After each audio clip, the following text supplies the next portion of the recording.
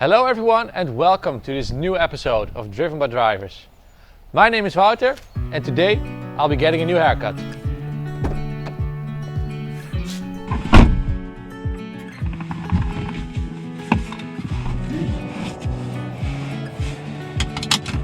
Well, it's time to go. Let's heat it up because it's very cold today. And since it got these leather heated seats, I'm really going to use it. That's about right. Let's go. Imagine the year being 1995. Cars like the Audi Quattro, the Peugeot 205, a BMW E34 and many other cars designed by stacking boxes in a random order are totally it that year. In that same year, Audi presented their newest concept on the Frankfurt Motor Show, the Audi TT. Round edges on an affordable sports car. Dared, but oh boy, did they receive some positive attention. It wasn't until 1998 that they actually put the car in production, and the car we're driving today is already the facelifted model. But I have to admit, it aged way better than anyone would have thought. It was dared back then, but it's still appreciated today. The car we're driving today has the 1.8 liter turbo engine. It's a lovely balanced sports coupe with 180 brake horsepower and 235 newton-meters of torque. However, this model has had a stage 1 tuning and is now producing just a little over 210 brake horsepower. And I have to say, I'm a lot more positive than I thought I would be. When the owner offered us his car to drive, we first wanted to skip it because we both thought it was a little bit boring. But on second thought, we decided to do it anyway, since we were both prejudiced. And I'm glad we did it. I still have my things I don't like about it, but the driving is way better than I expected.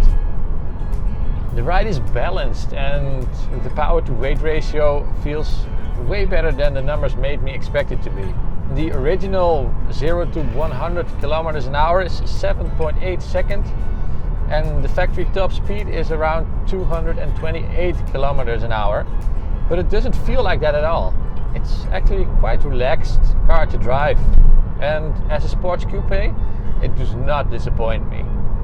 So Frank initially thought this car didn't perform as good as one could expect from a sports coupe. And I actually thought this was just a squashed Mark IV Golf GTI or even a new Beetle. But boy, we were so wrong.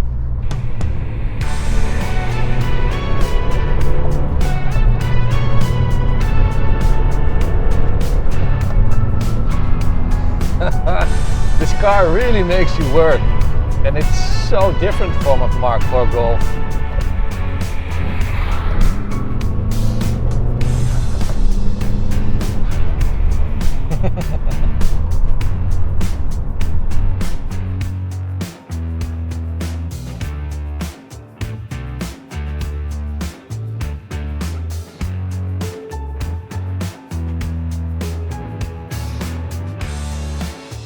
The steering is pretty heavy and you really have to work in this car.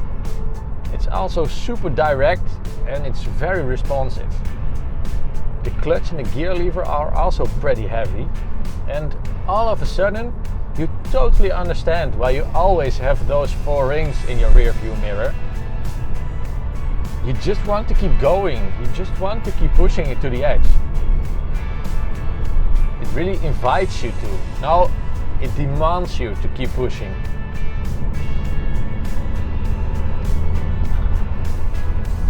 Although the total mass of 1250 kilos is distributed well, ensuring it handles well, the rear is still a bit lighter, so at times it can kick out the rear.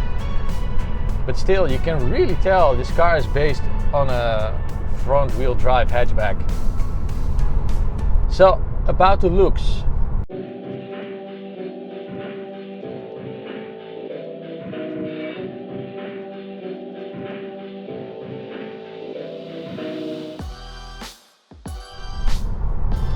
is absolutely the best part of this car, if you ask me. It instantly makes you forgive the way it drives, the brutal handling. And taste is personal, of course, but I think we can all agree that this is a very cool looking car. The nice green color is making it look a little subtle, and since it's already a bespoke design, I think that justifies it really well. The car is on 18-inch Jaguar wheels, and the lowering is doing a good job on the looks. Yes, only the looks. It's not making it any more comfortable. The round shapes make it look like the wind has formed it, and the car has a fatter ass than your oh, I'm sorry. And that one small exhaust in the rear is really complementing it, and the small spoiler gives it the right amount of sportiness. Yeah, looks wise, this is absolutely a lovely machine. The spoiler does come with a little history though. The first TT models were also known as Widowmakers. At high speeds of around 180 kilometers an hour, they tend to lose control over the rear end completely, resulting in a lot of lethal accidents. Audi recalled all TTs, installed better rear shock absorbers, modified the ESP system, and placed a spoiler. This made the TT a lot more predictable and a lot safer to drive. And the inside is beautiful as well. The way Audi uses metal on the dash, it really gives this cool and tough look, and you really want to drive it right away. These heated leather seats, they are really comfortable, and they are also really working like they should. And of course, all the necessary options are there. Electric windows, electric adjustable mirrors, climate control, an ABS system, ESP, a multifunctional display. All the materials are of nice quality as well. This car is from 2001, but it's not looking worn, trashed or outlived. Yet another reason it really differs from a Mark IV Golf GTI. And that for a car that has already done 239,000 kilometers. You can truly see the German quality. So, what do I think about it? As a sports coupe, I think it does a pretty good job. It handles well, it sounds good, and it's pretty quick. But the interior is so dark, and there are cyclists on the road, so dangerous.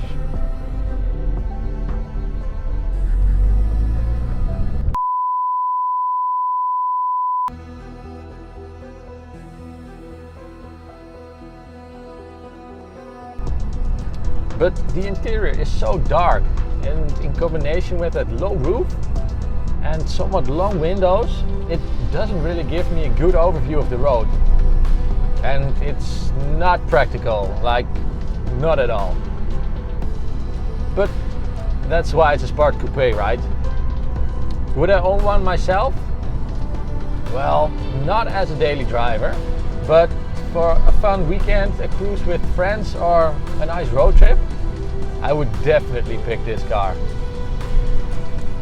And this particular car is actually my brother's car, and I'm very happy I can finally drive it. We have a little history when talking about driving each other's car, so it's very nice he trusted us with his beloved Audi TT. I really hope he takes care of this car for a long time on, because icons like these deserve to be driven. Thank you for watching. Hope you liked it. Don't forget to like and subscribe, and I hope to see you next time. Bye bye.